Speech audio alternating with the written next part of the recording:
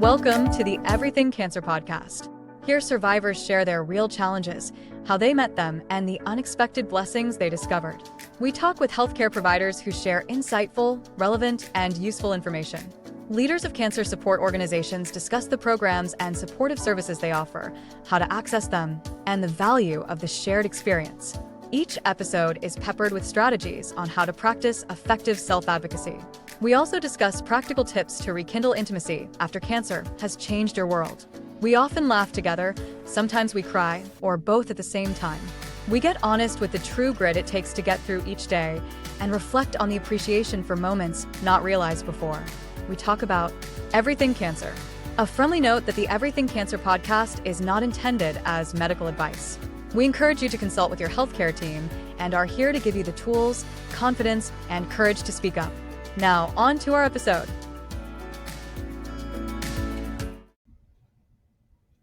Hello, everybody, and welcome to the Everything Cancer podcast. We're really glad to have you here.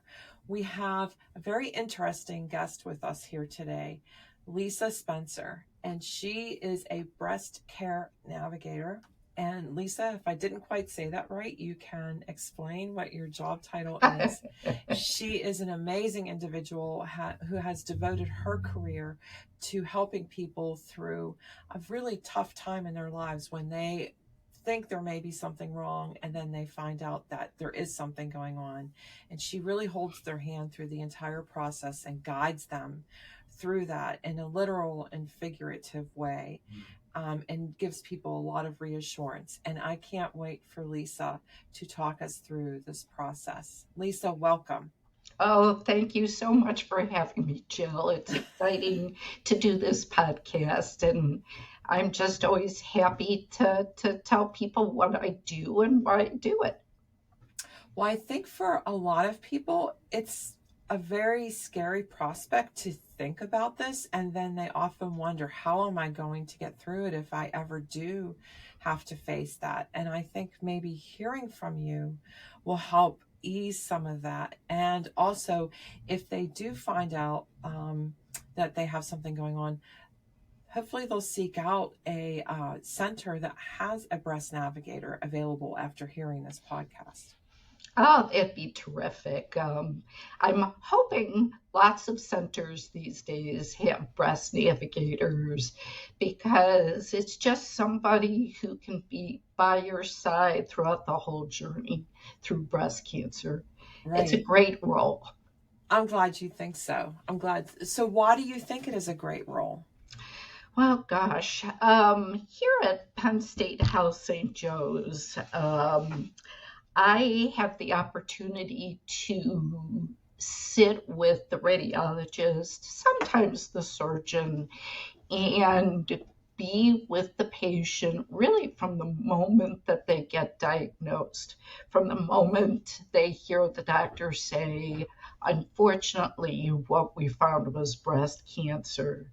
So I'm not the person who picks up the pieces. No, I'm the person that helps the patient put all the pieces together to make sure they always get appropriate care, that they know exactly what's going on.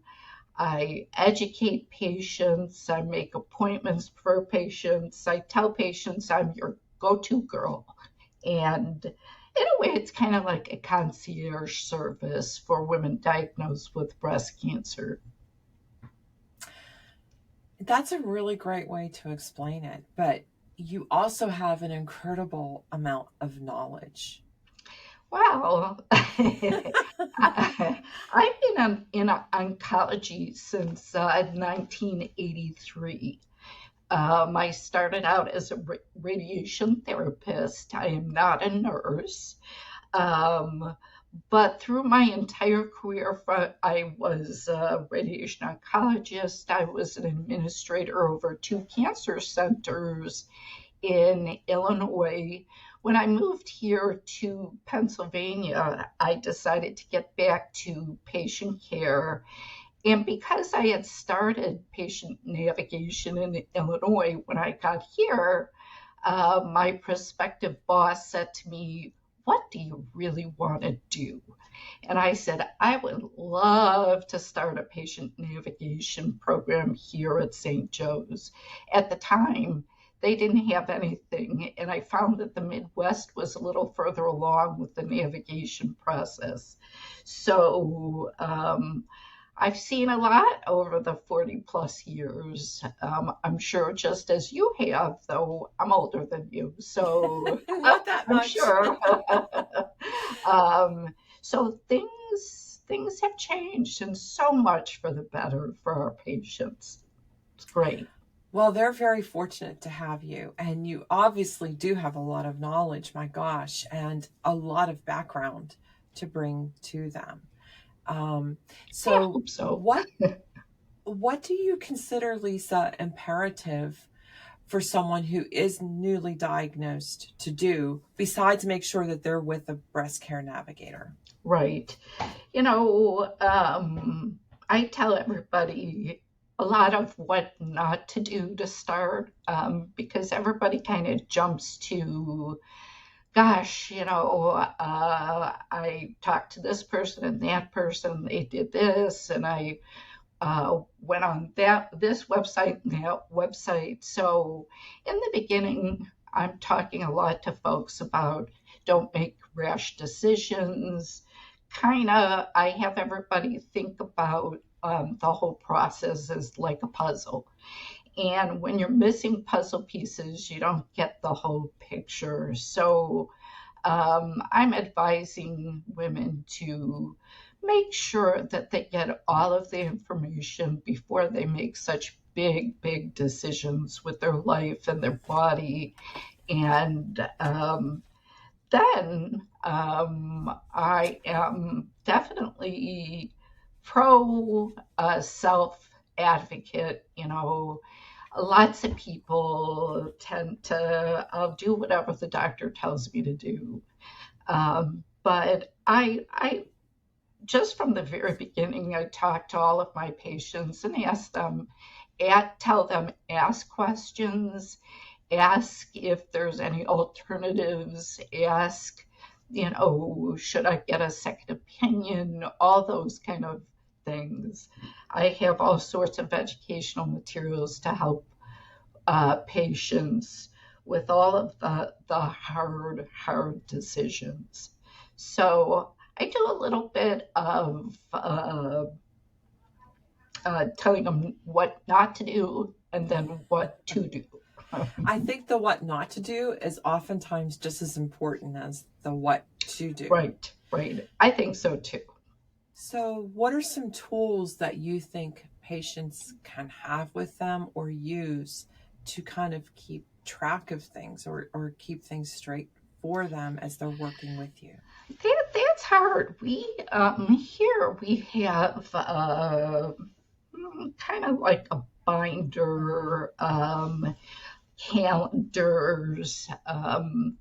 There's all sorts of tools online, but I always tell my patients, please stick to the websites and things that I suggest, because there's a lot of garbage out on the internet, so they need to be careful. I know people are going to go and check with Dr. Google and see what Dr. Google has to say, but I have definitely certain websites and materials that I prefer they use, because I tell them I have reviewed the content. I know it's up to date and it's accurate, all that kind of stuff. So there's lots of tools to use. You just have to use them, print them, I think a binder is one of the most important things for you to keep track of everything and have a place to put everything so that you can stay organized, because this is an overwhelming process as it is. Yeah. I mean, and so if you just, at least you can put everything, because you're handed so much stuff too. Right. So if you have a place to put put everything, that makes it so much easier. So what are some of your favorite sites? What do you feel are sites that are really helpful to patients? Sure. I like breastcancer.org. Their website's all breast cancer. It has many good features. You can look up pretty much anything. It's always updated. The American Cancer Society, cancer.org, is a favorite. They have a detailed guide on going over breast cancer with section after section of really great information. In fact, I always print for my newly diagnosed patients before they have surgery. The American Cancer Society has a great section on exercises after breast surgery that has pictures. And some of my elderly patients, if you demonstrate it, they might remember, but it has really good pictures of how to do some of this exercises. So I kind of do a lot of picking and choosing between those two websites. Mm-hmm. How important are those exercises to do after surgery? Oh gosh, they're so important. We review why it's good to exercise. With moderation, you want to stretch and make sure that your shoulder doesn't get frozen, to help reduce inflammation and lymphedema. There's so many benefits, and people these days are really starting to understand that more and more.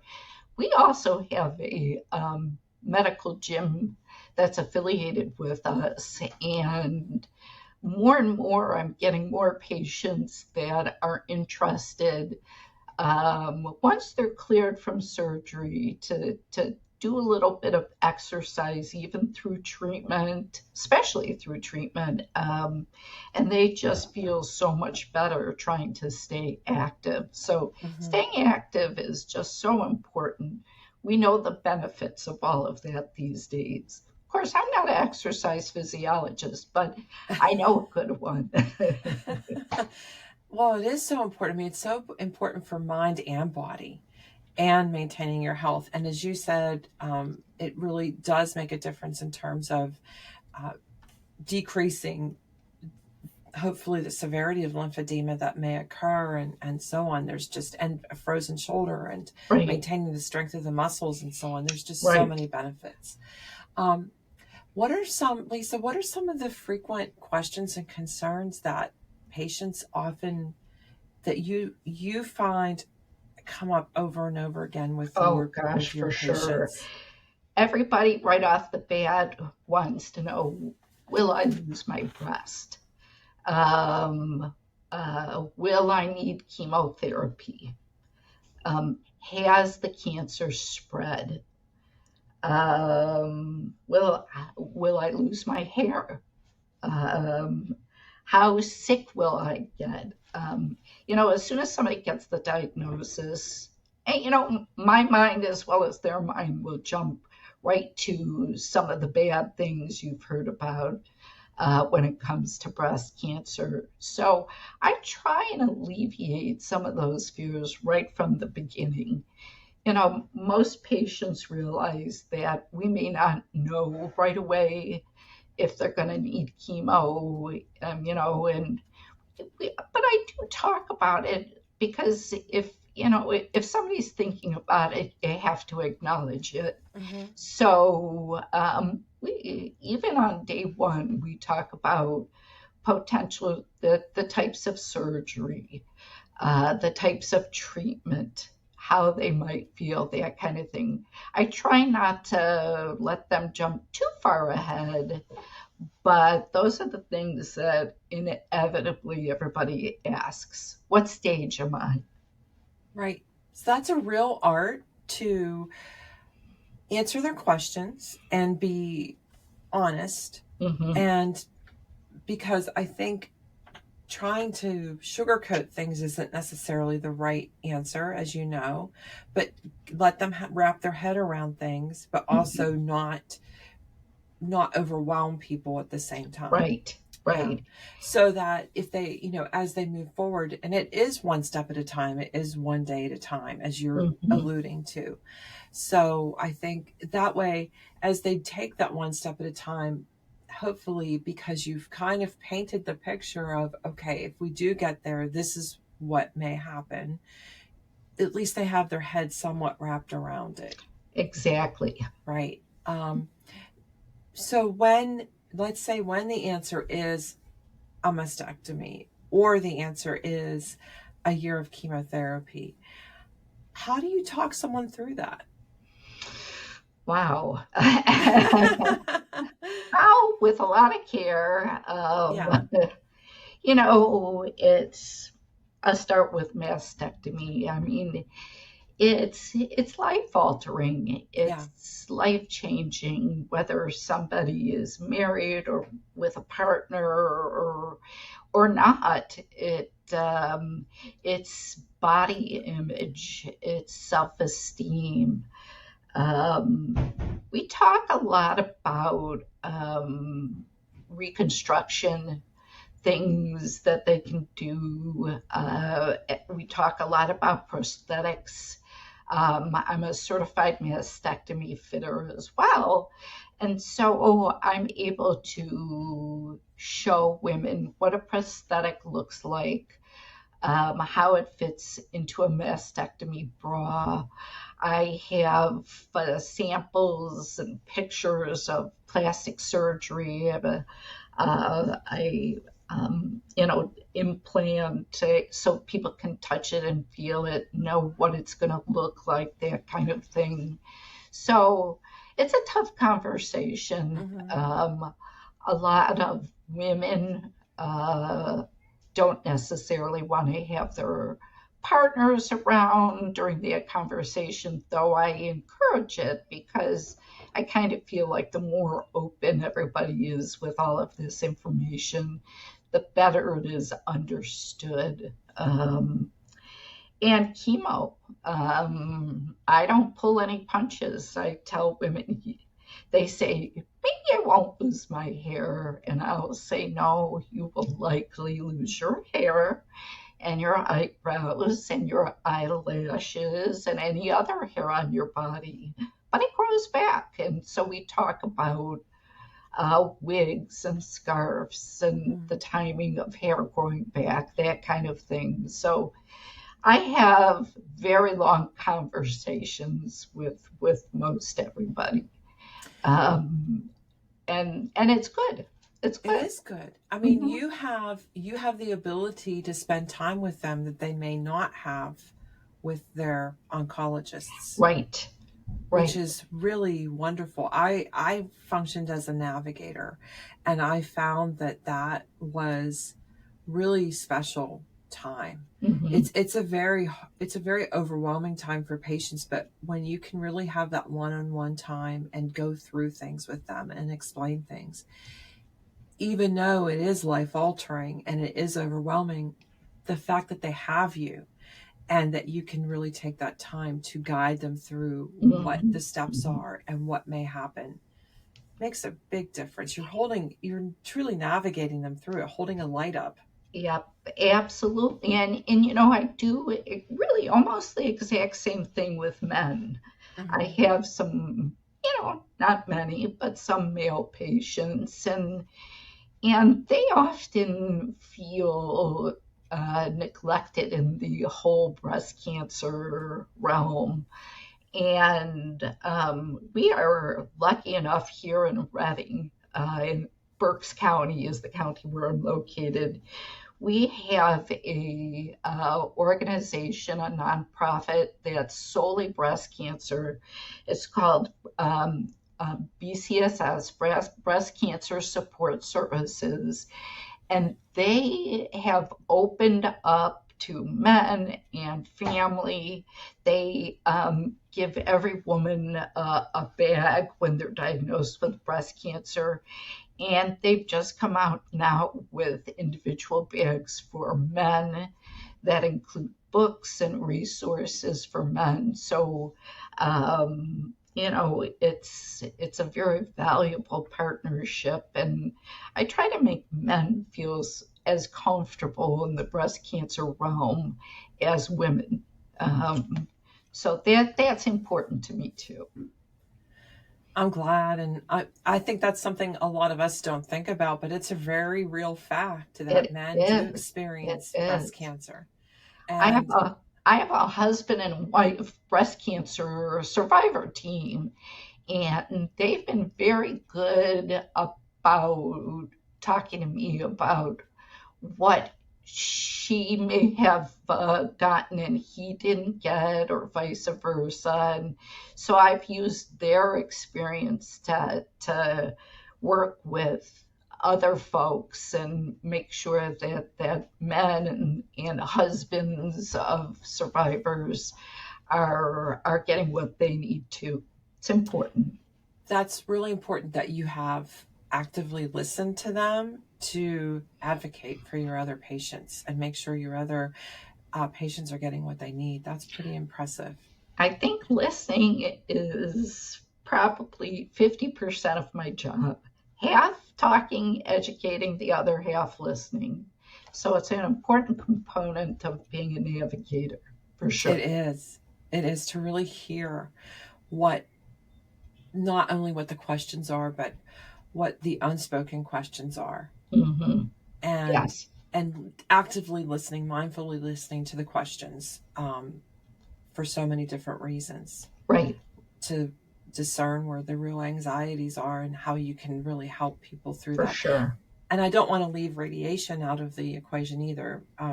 That's another conversation in of itself as well. And obviously you can guide someone really well through that with your I with your wouldn't experience. let you forget about it. So it's really wonderful, Lisa, what you're able to do in terms of leading someone through an overwhelming time of their life and their partner as well. Right. That's very reassuring. Well, thank you. I have such a varied background that it kind of pairs well with all that I need to talk about, need to say. A lot of people say to me, "Oh, but you're not a nurse." I'm like, "Well, nope, I'm not, but I am a clinical person. I'm considered a clinical patient navigator. It's just that my background is in radiation therapy, but then I let them know I have 40 years of oncology. I'm a certified breast care, navigator. I'm also a certified oncology navigator, as well as my certifications in radiation therapy. So I tell them I have a really, really broad background, but I have focused on breast cancer for the past now 13 years. So then they kind of realize that, okay, if she doesn't know the answer, she'll get me to the right person that knows the answer. So, and I let them know that right away. I'm not going to be your nurse. There's lots of nurses here that are wonderful. I'm going to be your navigator. I have every confidence you will get them to the right person and the right answer, Lisa. I have no doubt. I try. I love your top, by the way. And for the people listening, I'm going to describe it. It has butterflies and pink hearts and pink ribbons on it. White butterflies, pink hearts, pink ribbons with a black background. It's really reassuring. Thank you. It lends hope, which I love. It is, and as a part of the volunteer work I do for Breast Cancer Support Services, that organization, we do. I'm wearing this specifically for a very specific reason today. Tonight is rehearsal. We have a fashion show every year that showcases breast cancer survivors. men and women. It's a fundraiser, but it's also, we always build education into it. And tonight is the rehearsal. So I wanted to wear, I wear scrubs to work. And I didn't want to have to change after work. So I thought, well, I'm going to wear something very uplifting. Everybody likes my butterfly and breast cancer ribbon top. So it is uplifting. You met your goal. Yeah. And here at St. Joe's, we have certain colors that we have to wear. And because my background is radiology based, 12 years ago, I was told that I had to wear the colors of radiology. Nurses wear navy, so I can't wear navy. So they allow me to wear the radiology scrub colors are black. So they allow me to wear black slacks and any type of black and pink top that I would like. So I have shopped near and far. I probably have every black and pink breast cancer top there is out there. So I love it. I'll have to see your collection one of these days. Oh my goodness. Okay. What is really imperative in your experience and in your reading for somebody that is undergoing treatment and is a survivor to do to take care of themselves? Yes, lots and lots and lots. Oh gosh, I tell everybody try and eat healthy, but try and eat. Some folks just don't feel like eating a whole lot during chemo. Drink, drink, drink, drink, drink. Try to live your life. Try and do the things you love to do. If you can, try and be with your children and grandchildren or your pets or your partners, or walk in nature and take photographs. Just try and live your life. This is part of your life. It's not an easy path, but I'll walk you down the path. I'll walk with you or behind you or in front of you, whatever you need. I like for folks to, I tell people, try not to cancel vacations. If you can do the things you love to do, we can always work around that. So I guess my best advice is eat well, drink a lot, and live your life as you'd like to live it. And exercise. And exercise, we're talking about. Yes, yeah. And good sleep. Yeah, sleep is good. That's and I think people often forget about that component, how important that is, because that's when your body and your mind really heal. Absolutely. Is while you're sleeping. Yes. And that's so for both. Yes. It's so important. And your mind has a chance to really work through things, and you feel refreshed. It does do a lot of processing of things while you're sleeping. True. Yep. But I love that. I've had my own challenges with sleep. I have to wear a CPAP these days, and I've had patients that have had sleep issues, and through this whole journey, they found out also that they have sleep apnea. So, I'll talk to them about my experiences and how much better I feel and all those kind of things, because that, on top of a cancer diagnosis, treatment is just like another thing you have to deal with. But it happens more often than you think. I bet it does. Yeah, I'm glad it's being discovered more than it used to be, because it does make a big difference for all of us to get a better sleep and to have better oxygenation when you're sleeping. It enriches your heart muscle, which is really imperative for all of our health. And so many other better oxygenation for your brain, for your body while you're sleeping. So there's a lot of value to that. Right. Absolutely. And I love how you say live your life, and that this is part of your life. Mm-hmm. I think that probably helps people, maybe while they're thinking about it, accept things a little bit more, and kind of digest it a little better and put some bitterness behind them and move forward. And, people always ask me, are you a breast cancer survivor? Because what I do, and I let them know, no, I am not a breast cancer survivor, but I am a lymphoma survivor. And so our journeys are going to be different, but I can relate to, dealing with life-altering diagnoses and treatment challenges and all the things that go with being a survivor. So I think sharing that with many of my patients, not all, makes them feel very comfortable with me, knowing that though it was a different path, I've kind of been on the same journey. So yeah, lymphoma is nothing to sneeze at, that's for sure, and that's a tough treatment. I mean, any of them are. And thank you for sharing that.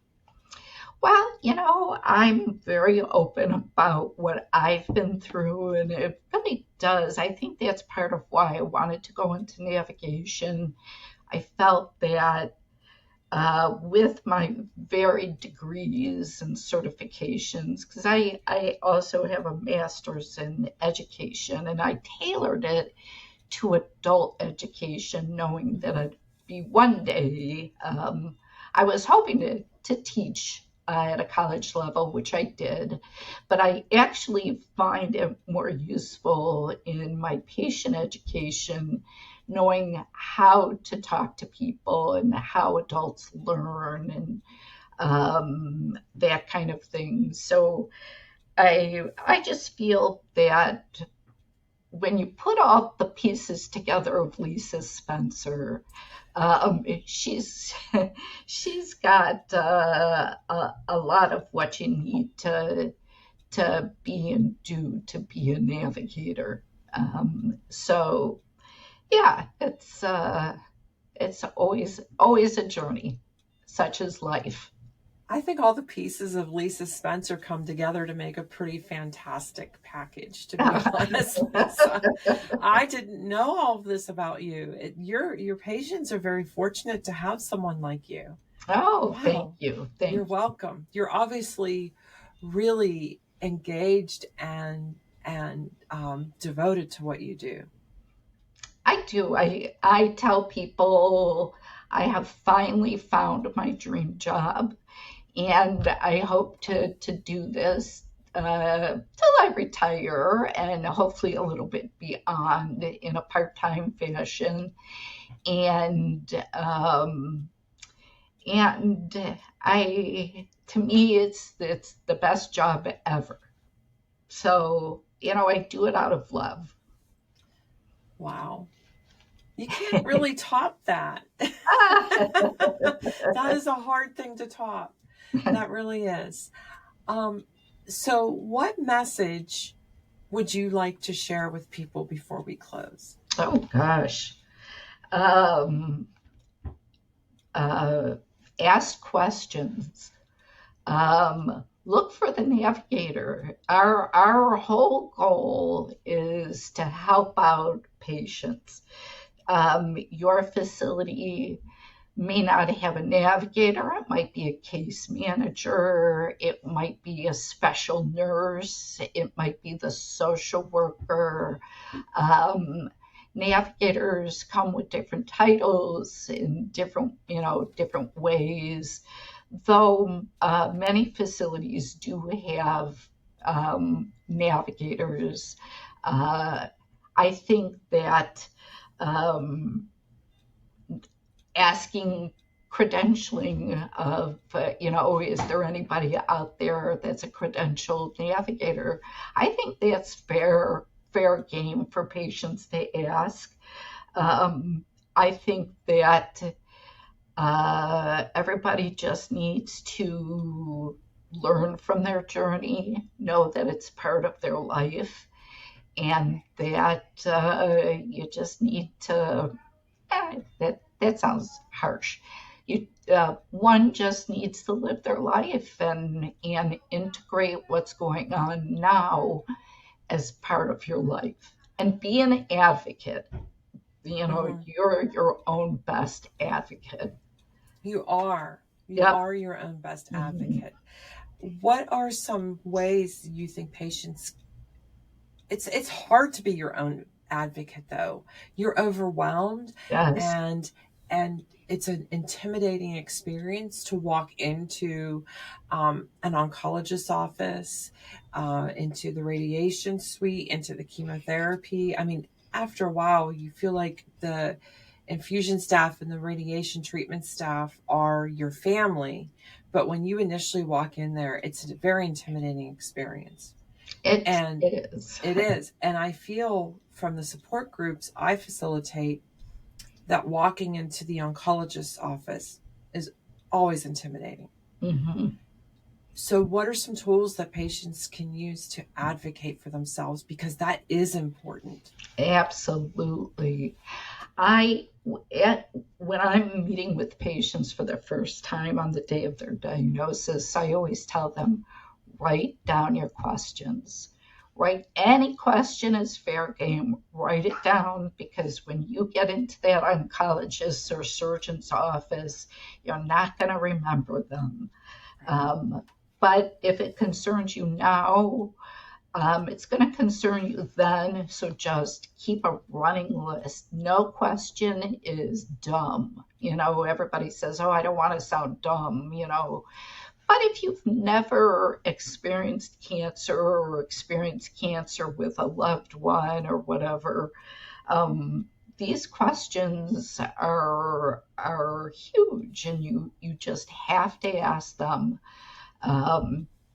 Being your own advocate is trying to get all of the right answers, whether it's writing your questions down, calling your navigator, talking to whomever you can, calling the 1-800 number for the American Cancer Society.